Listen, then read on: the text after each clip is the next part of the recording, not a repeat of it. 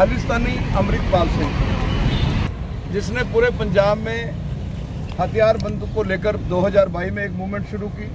जरनैल सिंह भिंडरांवाला का तीर लेकर जरनैल सिंह भिंडरांवाला की बात करके फिर पंजाब में दहशत फैलाने का काम किया, फिर पंजाब में डर पैदा करने का काम किया और जिस तरह थाने पे अटैक किया, संविधान को चुनौती दी, देश के गृह मंत्री को ये कहना कि हम उसका हाथ इंदिरा गांधी कर देंगे। तो हमने उसके लिए 2022 में लड़ाई लड़ी।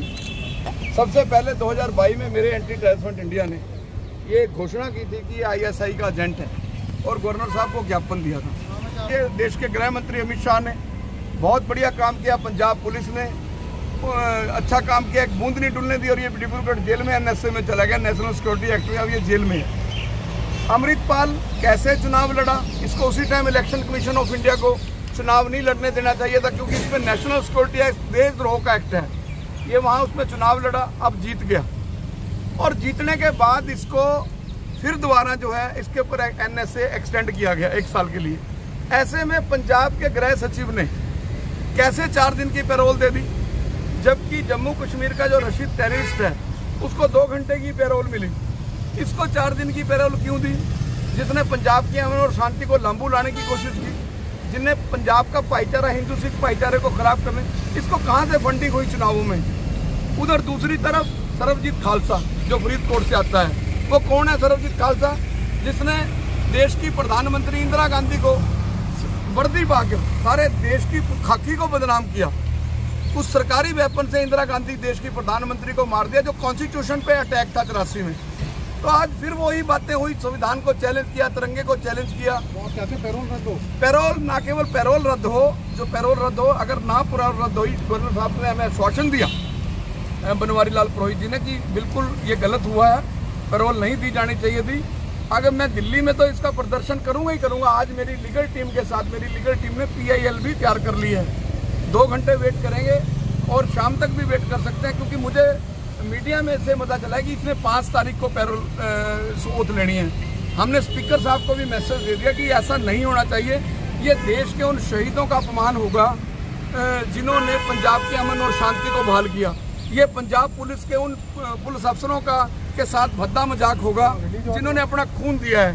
तो इसको किसी कीमत पर भी पैरोल नहीं मिलनी चाहिए।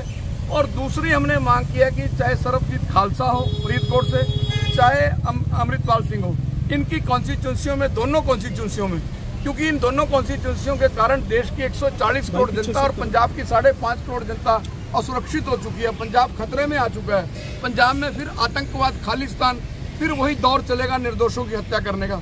वहाँ जो है IB की ऑफिस बनाए जाएं और वहाँ मिलिट्री तैनात कर दी जाए लोकसभा क्षेत्र में, और जरनैल सिंह भिंडरांवाले के होम जिला में, अमृतपाल सिंह के होम डिस्ट्रिक्ट में, सरबजीत खालसा के होम डिस्ट्रिक्ट में, जो अपने बाप की बेअंत सिंह की, जिसने इंदिरा गांधी मारी, उसकी फोटो में लगाकर क्या संदेश देना चाह रहा है। और वहीं हमने मांग किया गवर्नर साहब से कि पंजाब के अंदर जो है वो पैरामिलिट्री फोर्स लागू कर दी जाए, क्योंकि पंजाब खतरे में है और किसी कीमत पर भी anti terrorist front India Khalistan को सिर उठाने नहीं देगा।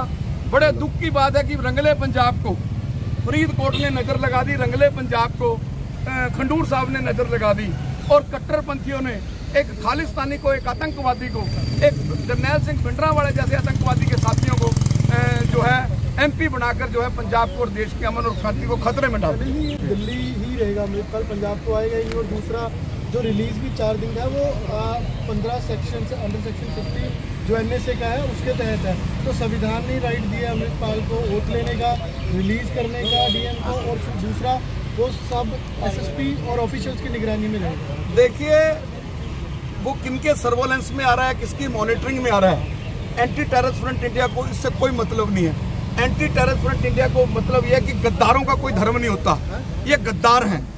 सरबजीत सिंह खालसा परिवार गद्दार है जिसने प्राइम मिनिस्टर मारा। ये ISI के एजेंट हैं, ये आतंकवादी हैं। अगर इनको कानून, अगर ये कानून को इतना मानने वाले हैं, फिर संविधान के खिलाफ क्यों बोलते हैं? अमृतपाल सिंह ने अगर शपथ लेनी है तो पहले दहलीज पे, पार्लियामेंट की दहलीज पे माफी मांगे, संविधान से माफी मांगे, 140 करोड़ जनता से माफी मांगे, पंजाब से माफी मांगे। जो पुलिस लिख के देती है, स्टेट पुलिस लिख के देती है हरियाणा में कि संत गुरमीत राम रहीम हार्डकोर क्रिमिनल नहीं है, उनकी पैरोल हाई कोर्ट रोक देती है कि नहीं आपकी पैरोल नहीं मिलेगी, तो फिर अमृतपाल सिंह के तो प्रेरणा से है। देशद्रोह केस सरकार का है, पंजाब सरकार ने सिफारिश की 1 साल के लिए भगवंत मान सरकार ने। बिल्कुल कोर्ट नहीं जा रहा हूँ, कल दिल्ली भी जा रहा हूँ प्रदर्शन करने के लिए। राशिद इंजीनियर का भी खिलाफत करोगे? राशिद इंजीनियर को दो, बिल्कुल है। इन टेररिस्टों को क्यों चुनाव आयोग ने चुनाव लड़ने दिया? ये तो देश की जनता 140 करोड़ जनता के बीच हम सवाल उठाएंगे, पूरे देश में इस बात को लेके जाएंगे कि चुनाव आयोग को देखना चाहिए था। अब टेररिस्ट चुनाव लड़ेंगे इस देश में, मतलब चुनाव जीत के अब अमृतपाल सिंह दूध का दूल्हा बन गया। और वहां उनको जितवाने वाले कौन लोग हैं? वो लोग हैं कट्टरपंथी, जो पंजाब की अमन और शांति को खराब करके फिर पंजाब में आतंकवाद लाना चाहते हैं। और गवर्नर साहब ने हमें बहुत अच्छा आश्वासन दिया, हमें पूरा विश्वास है कि गवर्नर साहब उसकी पैरोल को रद्द करने के लिए सेंट्रल गवर्नमेंट को आज ही लिख देंगे। Thank you.